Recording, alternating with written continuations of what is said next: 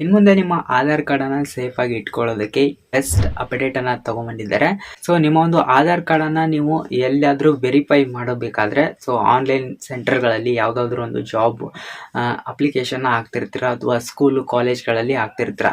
ಅಲ್ಲಿ ನಿಮಗೆ ಸ್ಪೆಸಿಫಿಕ್ ಆಗಿ ನಿಮ್ಮ ಆಧಾರ್ ಕಾರ್ಡಲ್ಲಿ ಇರುವಂಥ QR ಕೋಡನ್ನು ಏನಾದರೂ ಸ್ಕ್ಯಾನ್ ಮಾಡಿದರೆ ಅಲ್ಲಿ ನಿಮ್ಮ ಎಲ್ಲ ಪೂರ್ತಿ ಡೀಟೇಲ್ಸ್ ಬರ್ತಾ ಇತ್ತು.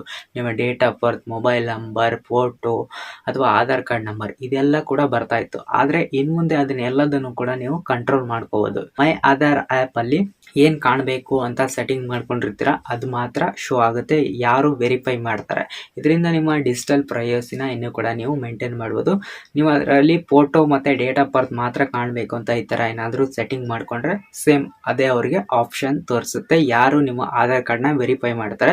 ಈ ಅಪ್ಡೇಟ್ ಎದಕ್ಕೆ ತೊಗೊಂಬಂದಿದ್ದಾರೆ ಅಂದರೆ ಜೆರಾಕ್ಸ್ ಅಂಗಡಿಗಳಲ್ಲಿ ಇದನ್ನು ತುಂಬ ಮಿಸ್ಯೂಸ್ ಮಾಡ್ಕೋತಾ ಇದ್ರು, ಅದಕ್ಕೆ ಈ ಒಂದು ಅಪ್ಡೇಟನ್ನು ತೊಗೊಂಬಂದಿದ್ದಾರೆ. ಆ್ಯಂಡ್ ನಿಮ್ಮ email ID, address, phone number ನೀವು ಮೊಬೈಲಲ್ಲೇ ಅಪ್ಡೇಟ್ ಮಾಡ್ಬೋದು. ಮುಂಚೆ ಕೂಡ ಈ ಒಂದು ಅಪ್ಡೇಟ್ ಇತ್ತು, ಆದರೂ ಆಧಾರ್ ಕಾರ್ಡ್ ಸೇವಾ ಸೆಂಟರ್ಗಳಿಗೆ ಹೋಗಿ ಅಪ್ಡೇಟ್ ಮಾಡಿಸ್ಬೇಕಾಗ್ತಾ ಇತ್ತು ಮತ್ತು ಹೋಗಿ ಅಲ್ಲಿ ಒಂದು ಅರ್ಜಿ ಕೊಡಬೇಕು, ಇದೆಲ್ಲ ಪ್ರಾಬ್ಲಮ್ ಇರ್ತಾ ಇತ್ತು.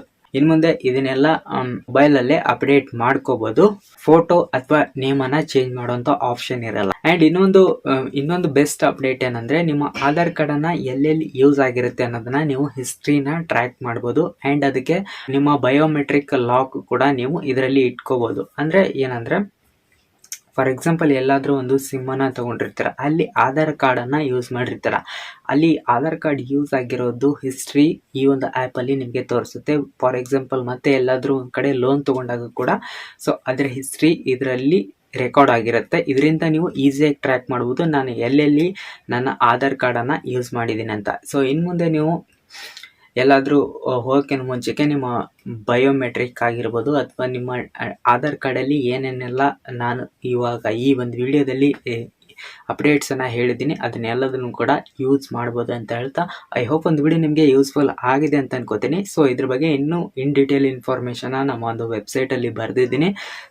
ಡಿಸ್ಕ್ರಿಪ್ಷನ್ ಬಾಕ್ಸಲ್ಲಿ ನಮ್ಮ ಒಂದು ವೆಬ್ಸೈಟ್ ಲಿಂಕ್ ಇದೆ, ಅಲ್ಲಿ ನೀವು ವಿಸಿಟ್ ಮಾಡೋ ಮುಖಾಂತರ ನಿಮಗೆ ಇನ್ನೂ ಕೂಡ ಜಾಸ್ತಿ ಇನ್ಫಾರ್ಮೇಷನ್ ಸಿಗುತ್ತೆ ಅಂತ ಹೇಳ್ತಾ ಸಿಗೋಣ ನೆಕ್ಸ್ಟ್ ವಿಡಿಯೋದಲ್ಲಿ.